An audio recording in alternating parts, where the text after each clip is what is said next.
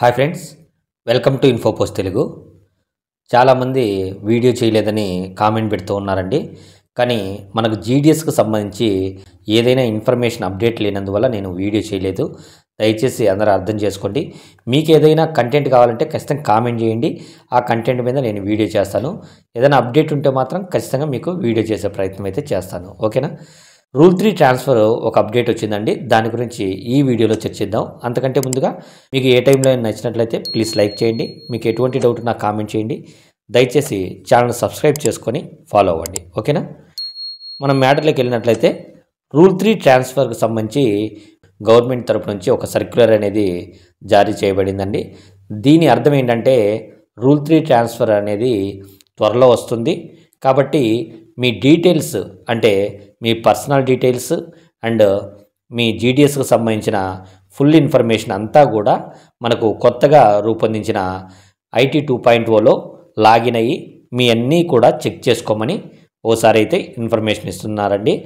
దీంట్లో మీరు ఐటీ 2.0లో మనము పే స్లిప్ ఎలా అయితే డౌన్లోడ్ చేసుకుంటామో అదే విధంగా అక్కడ మన డీటెయిల్స్ అన్నీ కూడా కరెక్ట్గా ఉన్నాయో లేదో కూడా మీరు ఒకసారి లాగిన్ అయ్యి చెక్ చేసుకోండి. ఇది మీకు ఇంతకు ముందు కూడా పే స్లిప్ డౌన్లోడ్ చేసే విధానం నేను చెప్పున్నాను. సేమ్ అదే విధంగా మీరు ఓపెన్ చేసుకొని మీ డీటెయిల్స్ అన్నీ కరెక్ట్గా ఉన్నాయో లేదో ఓసారి చెక్ చేసుకోండి. ఓకేనా? అంతేకాకుండా మీరు police verification, caste certificate verification, అదేవిధంగా మీ ఎస్ఎస్సి సర్టిఫికేట్ సంబంధించిన బోర్డు వెరిఫికేషను, ఈ 3 కంప్లీట్ అయ్యాయో లేదో కూడా మీ ఐపీ గారిని కానీ మీ ఎస్పీ గారిని కానీ కనుక్కొని ఖచ్చితంగా ఈ 3 కంప్లీట్ అయ్యే విధంగా చూసుకోండి. మనము ఐటీ 2.0లో భాగంగా మనకు సంబంధించిన ఏవైనా డీటెయిల్స్ కరెక్షన్ ఉన్నట్లయితే 15వ తేదీ లోపల ఈ కరెక్షన్స్ అనేవి చేసుకోవాలండి. 15వ తేదీ పైన అంటే ఈ మంత్ 15వ తేదీ పైన అయితే కరెక్షన్ చేసుకున్నా కూడా అవి కరెక్ట్ అవ్వని మనకు వివరంగా సర్క్యులర్లో చెప్పున్నారు. కాబట్టి దయచేసి మీరు 15వ తేదీ లోపల ఇవన్నీ కూడా ఏమైనా మిస్టేక్స్ ఉంటే ఇవన్నీ మీరు కరెక్ట్ చేసుకునే విధంగా చూసుకోండి. నెక్స్ట్ చూసినట్లయితే మనకు ఈ సర్క్యులర్లో మనకు సంబంధించిన డీటెయిల్స్ కానీ ఏ విధంగా చెక్ చేసుకోవాలో మనకు ఇక్కడ వివరంగా ఇచ్చారండి. ఈ పీడిఎఫ్ కూడా మన గ్రూపు జీడిఎస్ గ్రూప్లో కూడా షేర్ చేయబడుతుంది. కాబట్టి మీరు ఎవరైనా వాట్సాప్ గ్రూప్లో లేకపోతే కింద డిస్క్రిప్షన్లో వాట్సాప్ గ్రూప్ లింక్ ఉంటుంది. ఆ వాట్సాప్ గ్రూప్ లింక్ను క్లిక్ చేసి మీరు గ్రూప్లో జాయిన్ అవ్వండి. ఓకేనా? నెక్స్ట్ ట్రాన్స్ఫర్ అనేది ఎప్పుడు వస్తుంది అని చాలామంది అడుగుతున్నారు. నేను ఇంతకుముందే చెప్పాను, ట్రాన్స్ఫర్ అనేది మనకు అక్టోబర్లో రిలీజ్ అవ్వబోతుంది.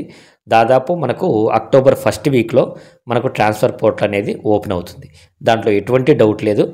మీరు కంగారు పడాల్సిన అవసరం లేదు. ఖచ్చితంగా అక్టోబర్లో అయితే ట్రాన్స్ఫర్ పోర్టల్ అనేది ఓపెన్ అవుతుంది. నెక్స్ట్ ట్రాన్స్ఫర్ ఏ రాష్ట్రంలో అయినా పెట్టుకోవచ్చా?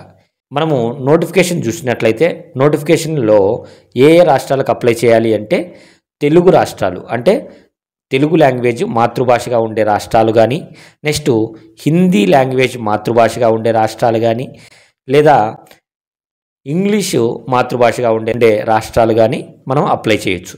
ఎందుకంటే మన ఎస్ఎస్సి సర్టిఫికేట్ అంటే 10th క్లాస్ మార్క్ లిస్ట్లో first language, second language, third language అని ఉంది కదా. ఈ 3 లాంగ్వేజ్లు ప్రథమ భాషగా ఉన్న ఏ రాష్ట్రంలో అయినా మనం అప్లై చేసుకోవచ్చు. ఏంది? నోటిఫికేషన్లో మాత్రమే ఈ రూలు వర్తిస్తుంది. కానీ ట్రాన్స్ఫర్కు మాత్రం మీరు ఎక్కడైనా అప్లై చేసుకోవచ్చు. లైక్ తమిళనాడు, ఒరిస్సా ఈ రాష్ట్రాల్లో మనం నోటిఫికేషన్కి అప్లై చేయలేము, కానీ ట్రాన్స్ఫర్కు మాత్రం అప్లై చేసి అక్కడ మీరు వెళ్ళవచ్చు అన్నమాట. కాబట్టి దీన్ని అందరూ అర్థం చేసుకోండి. చాలామంది అయితే ఈ డౌట్ని రైజ్ చేస్తున్నారు.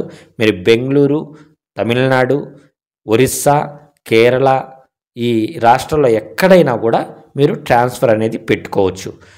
కానీ నోటిఫికేషన్ మాత్రము ఖచ్చితంగా మన తెలుగు, హిందీ, ఇంగ్లీషు ప్రథమ భాషగా ఉండే రాష్ట్రాల్లో మాత్రమే మీరు అప్లై చేయాలన్నమాట. ఓకేనా? నెక్స్ట్ 8th పే కమిషన్ ఎప్పుడు వస్తుంది అని అడుగుతున్నారండి. 8th పే కమిషను మనకు 2026లో వస్తుంది.